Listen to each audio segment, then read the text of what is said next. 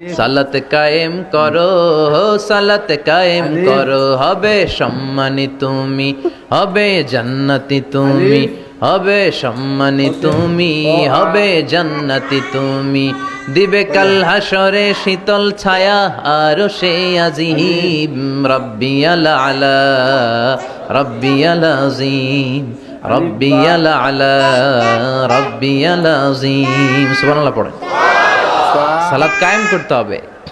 কায়েম একা একা পড়লে চলবে? নিজেও যখন যাবেন ছেলেটারও মসজিদে নিয়ে যাবেন। অনেকে ছোট বাচ্চা মসজিদে দেখলে রেগে যায়। বয়স্ক মুরব্বী চাচারা কেন যে রেগে যায় বুঝলাম না।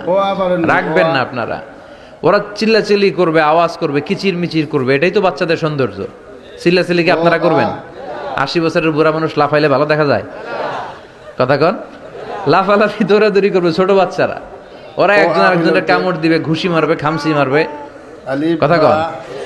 এটা বাচ্চাদের সৌন্দর্য, এটাই তো পৃথিবীর সৌন্দর্য। আমি পৃথিবীর অনেক দেশে সালাত পড়েছি, বিভিন্ন মসজিদে পিছনে বাচ্চারা চিৎকার চেঁচামেচি করে, কেউ কিছু বলে না। মাঝে মাঝে অথরিটি যায় বলে, এই মা বাবা যারা আসছেন বাচ্চাদেরকে সামলে রাখেন। কিছুক্ষণ সামলে থাকে, আবার চিল্লাচিল্লি শুরু। এটাই সৌন্দর্য, ওরাই তো চিল্লাবে। তুরস্কের বিভিন্ন মসজিদে বড় বড় সাইনবোর্ডে লেখা যে জামাত চলা অবস্থায় যদি পেছনে বাচ্চাদের কিচির মিচিরের আওয়াজ শুনতে না পান তাহলে নেক্সট জেনারেশনের ব্যাপারে ভয়ে থাকেন। পিছনে যদি আওয়াজ শোনা না যায় বাচ্চাদের, তার মানে বোঝা গেল আমাদের নেক্সট জেনারেশন ওরা মুসল্লি হচ্ছে না, ওরা গেমস নিয়ে ঘরের ভেতরে পড়ে আছে। চিল্লা এখন ঠিক কিনা? আর আপনি সালাত পড়তেছেন, পিছনে আওয়াজ, তার মানে আমার ছেলে নাতিপুতি এগুলো নামাজি হবে। কথা কন। এজন্য বাচ্চাদেরকে মসজিদে নিতে রাজি আছেন তো? বাচ্চাদেরকে মসজিদে নিয়ে যাবেন। এই সালাতের হিসাব হবে সর্বপ্রথম হিসাব। এই সালাতের হিসাব যদি সহজ হয়ে যায়, সব সহজ। সালাতে ঝামেলা তো সবটাতে ঝামেলা।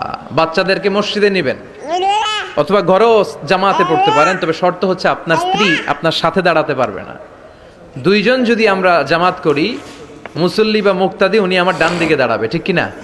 সহিহ হাদিস অনুযায়ী সমান সমানে দাঁড়াবেন, আগে পিছে না, দুজনেই সমান। বুখারীর বর্ণনা, সমান সমান। তবে উনি ডানে দাঁড়াবে। আর স্ত্রীকে নিয়ে যদি জামাত পড়েন, উনি ডানে দাঁড়াতে পারবেন না, উনি পেছনে দাঁড়াবে। নারী আর পুরুষ একসাথে এক কাতারে সালাত পড়তে পারে। বিশ্বনবীর মসজিদে নববীতে মহিলারা সালাত পড়তো। মসজিদে নববীতে প্রথমে দাঁড়াতো পুরুষরা, পুরুষ সাহাবীরা, এরপরে দাঁড়াতো বাচ্চা সাহাবীরা, এরপরে দাঁড়াতো হিজরা সাহাবীরা, মানে পুরুষও না নারীও না। আমাদের সমাজেও আছে না নাই? আমরা এদেরকে আগলে রাখি না, কাজের সুযোগ দেই না, ফলে ওরা হিংস্র হয়ে উঠেছে।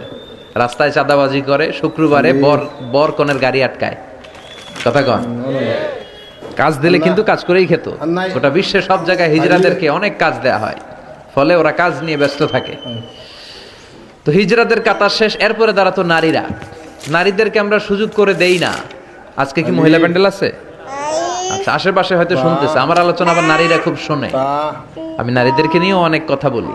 তো এই সুযোগটা তাদেরকে আপনারা করে দিবেন। বাচ্চাদেরকে মসজিদে নিয়ে যাবেন। বাচ্চারা হচ্ছে পৃথিবীর সৌন্দর্য। ওরা মসজিদে আসলে ধমকাবেন না, এই ছেলের গার্জিয়ানকে বলে না, এরকম চিৎকার দিয়ে ওরা বের করে দেয়। ও আর জীবনে মসজিদে আসবে? ওর বয়স হতে আপনি মসজিদের দিকে ফিরে আসারও খান না। কথা কন। তোরে তাড়িয়ে দিচ্ছেন কেন? ওরে মসজিদে রাখেন। আসতে যেতে আসতে যেতে ও বুঝে ফেলবে যে এখানে কথা বলা যায় না, এখানে হট্টগোল করা যায় না, এটা ইবাদতের জায়গা, এখানে জিকির করতে হয় কার? সেও আল্লাহর স্মরণ, আল্লাহর সালাত শুরু করে দিবে। বাচ্চাদেরকে ফজরের সময় উঠানোর চেষ্টা করবেন।